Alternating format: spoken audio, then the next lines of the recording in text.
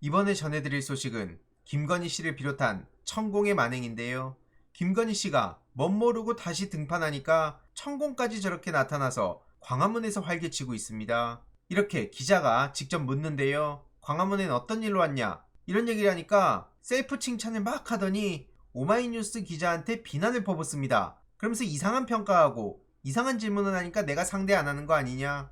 이런 식으로 되받아치는데요. 그러든 말든 오마이뉴스 기자는 꿋꿋이 질문을 전하지만 이에 대해 천공은 제대로 답변도 안 하고 그냥 오히려 화를 내면서 애써 답변을 거부했습니다. 한마디로 대통령과 자기를 왜 자꾸 엮느냐 이런 얘기를 하고 있는데요. 여태까지 엮이게끔 행동을 한 사람이 누굽니까? 본인이 그런 얘기들을 해서 사람들의 주목을 다 받아놓고 이제 와서 마치 남들이 그냥 엮는 것처럼 얘기하는 거 이거 너무 심한 거 아닙니까? 그러더니 여기저기 열심히 돌아다니면서 자신의 존재감을 막 드러내고 있는데요. 이러니 해당 소식을 접한 시민들은 나라가 망조가 들었구나. 도대체 어쩜 저렇게 사기꾼들이 더 뻔뻔하게 당당하게 활개치고 다닐 수 있냐. 제발 좀 가만히 좀 있으면 안 되냐. 너무 꼴보기 싫다. 도저히 참을 수가 없다. 이런 반응들이 이어지고 있고요. 네이버 댓글에서도 모든 기득권층들이 노무현 대통령 그렇게 비난했었는데 결국 저런 인간한테 꼼짝도 못하는 거 보면 정말 아이러니다. 김건희 씨가 등판하기 시작하니까 아주 별별 인간들이 다 나서는구나.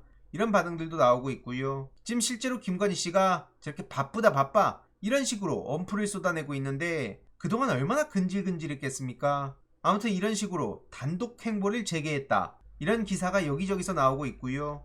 이번에는 우크라이나 아동 그림 전시전에 참석했다고 하죠. 참석해서 한 말이 가관인데요. 인사말을 통해 우크라이나에선 우리 천사 같은 아이들이 하루하루 공포에 떨고 있다. 그러면서 우리 모두 생명 존중과 세계 평화의 의미를 다시 한번 생각해보자. 이런 메시지를 전한 겁니다. 말 자체는 중요한 말 맞는데요. 다른 사람도 아닌 김건희 씨가 지금 생명 존중, 세계 평화 이 얘기를 할 자격이 있다고 봅니까? 당장 윤석열 정부 들어서서 남북 관계에 대한 위기 얘기가 나오고 전쟁을 우려하는 시민들도 굉장히 많이 늘어났습니다. 그런데 우크라이나 아이들에 대해서 우려를 하는 만큼 왜 대한민국 국민들에 대해서는 우려를 안 하냐? 이런 말이 나올 수밖에 없는 거죠. 결국 세계의 평화는 말만 저렇게 떠드는 거란 걸 알 수 있는 거고요. 생명 존중도 마찬가지입니다. 다른 사람도 아닌 지금 김건희 씨는 윤석열 대통령한테 좀 생명 존중하라고 얘기 좀 하십시오. 지금 얼마나 많은 일들이 벌어졌습니까? 그래서 최혜병 특검 계속해서 요구된 거 아닙니까? 오송 참사라든지 12구 참사라든지 문제는 이뿐만이 아닌데요.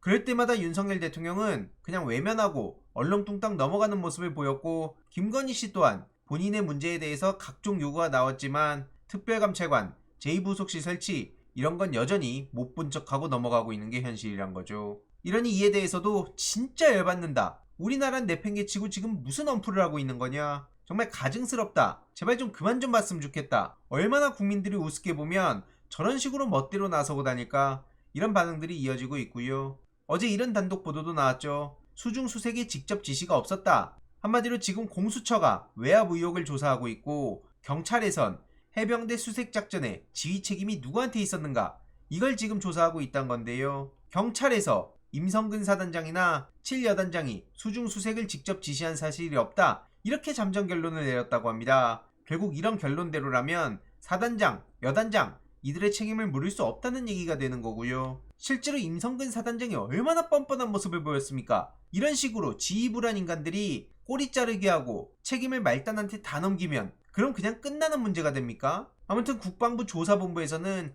혐의 인정 어렵다 이런 식으로 그냥 털어주고 있는데요. 당연히 이에 대해서도 엄청난 비판이 이어지고 있습니다. 그리고 지금 법무부의 주장도 기가 막힌데요. 수사해보지도 않고 특검을 도입한 전례가 없다. 지금 윤석열 대통령, 국민의힘 그리고 정부에 있는 각종 사람들도 다 똑같은 얘기하는 거 아닙니까? 일단 수사는 기다려보고 그리고 나서 제대로 안 됐을 때 특검을 하든 뭘 하든 하자 이런 식으로 얘기를 하고 있는 거죠. 저들이 공수처에 대해서 얼마나 비난을 했었는데 이제 와서 공수처를 기다리자고 하는 것도 그냥 시간을 끌려는 속셈으로밖에 안 보이는 거고요. 그리고 중요한 건 이 특검도 전례가 없었다고 얘기하지만 국정농단 사건, 드루킹 사건 이때도 야당 추천만으로 특검이 임명되기도 했습니다. 수사를 해보지도 않고 특검을 도입한 사례가 없다는 것도 말이 안 된다는 지적이 이어지고 있고요. 이러니 어제 이재명 대표가 이렇게 팩폭을 날린 거 아닙니까? 범인임을 자백했으니 이제 범인으로서 그 범행에 대해서 책임을 물을 때다. 이런 지적이고요. 이 또한 윤석열 대통령의 과거 발언이 그대로 지금 현재 윤석열 대통령의 발목을 잡는 상황이죠.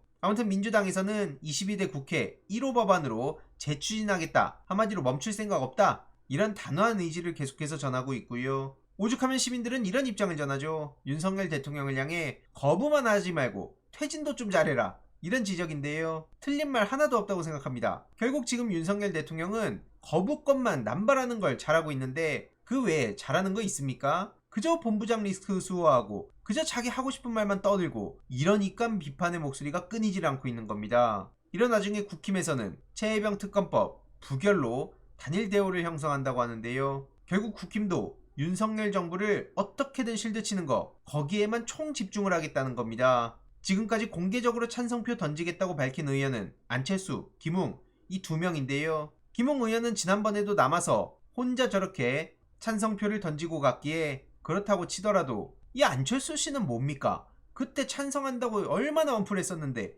실제로는 표결 불참해서 엄청난 역풍 부르지 않았습니까? 도대체 안철수 씨라는 사람의 정체가 뭔지 전 너무 궁금하고요. 지금 문제는 이뿐만이 아니죠. 직구 규제 논란에 대해서도 재발방지책을 마련하라고 오히려 대통령이 질책을 했다고 합니다. 국민들한테 혼란을 준 거에 대해서 질책을 했다고 하는데요. 이거 사실상 경로했다는 거 아닙니까? 도대체 저 질책, 경로, 이런 유체이탈화법을 언제까지 봐야 되는 거죠?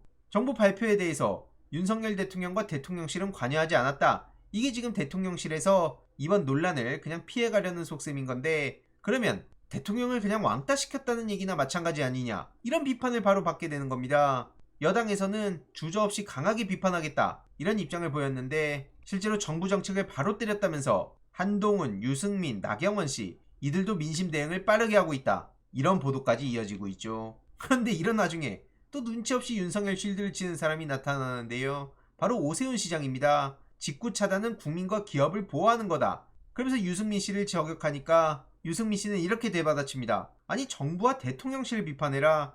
지금 논점 이탈하고 프레임을 바꾸려고 하는데 정말 기가 막히단 반응을 보이고 있는 거고요. 페이스북에 글 쓴 거로도 꼬투리를 잡자 그러한 오 시장은 왜 페이스북을 통해 본인을 비판하냐, 유승민 씨한테 이렇게 팩폭을 당합니다. 게다가 한동훈 씨도 지금 당대표에 대한 얘기가 계속해서 나오는 상황 아닙니까? 결국 지금 시점에서 국힘의 제일 중요한 건 한동훈 씨가 어떻게 되는가인가, 바로 여기에 있는데요. 당원과 민심이 부르면 전당대회에 출마한다, 이런 뜻을 최근 측근한테 밝혔다고 합니다. 그리고 조정훈 씨를 비판하기도 하는데요.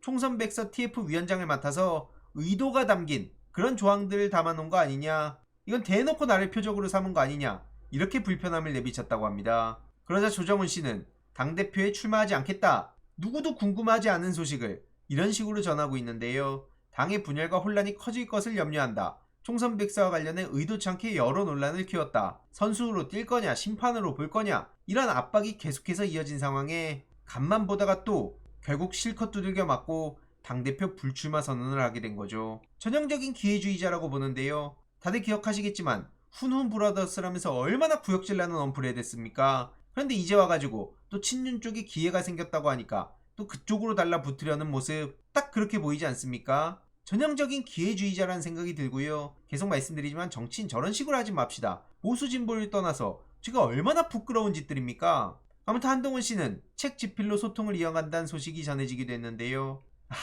이 장면을 잊지 못했겠죠. 본인이 저렇게 셀카를 찍고 사람들이 그렇게 몰려들어서 기차 시간까지 밀었다, 무슨 정치계의 아이돌이다, 아주 별별 얘기들 다 들었었는데, 이러니까 집에서 책을 안 읽고 밖에 나와서 보란듯이 저 여기 있습니다, 저 지금 이러한 책들을 읽고 있습니다, 저 사진 좀 잘 찍고 있나요? 사실상 이런 짓을 저질렀다는 거 아닙니까? 같은 당에서도 이게 좀 납득하기가 어렵단 반응이 괜히 나온 게 아니고요. 아무튼 홍준표 시장은 계속해서 한동훈 씨를 비판하고 있는데 국민의힘의 내부 분열 지금 본격적으로 시작됐다는 점 절대 잊어서 안 될 겁니다. 그래서 이번 내용도 요약해보자면, 일단 윤석열 대통령, 김건희 씨, 천공 이들이 뭣도 모르고 계속해서 여기저기 돌아다니는 거 결국 국힘 리스크로 고스란히 이어진다는 점 다시 한번 강조하고 싶고요. 한동훈 씨 정말 많은 분들이 기다리고 있습니다. 얼른 나와서 당당하게 국민의힘 대표로 출마해서 더 많은 목소리를 내길 바랍니다. 이후로 어떻게 되는지 소식 계속 전해드리도록 하겠습니다. 이번 내용도 유익했다면 구독, 좋아요, 알림 설정, 멤버십 가입 정말 큰 힘이 된다는 점 말씀드리고 싶습니다. 주위에 널리 공유 부탁드립니다.